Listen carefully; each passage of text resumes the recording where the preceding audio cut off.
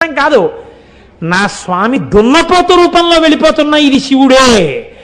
అంతటా శివుణ్ణి చూడడం, కేదారంలో శివుణ్ణి చూశాకొచ్చింది వాళ్ళకి. కాబట్టి ఇప్పుడు దీనికి కాళ్ళు అట్టుకోవాలని ఆ మహిషన్ దగ్గరికి వెళ్ళారు. కాళ్ళు అందలేదేమంది, ఇది తోక అందింది. వాళ్ళు చాలు మా స్వామి తోక అందిందని గబగబ గబగబ ఈశ్వర స్వరూపంగా తోక పట్టుకున్నారు.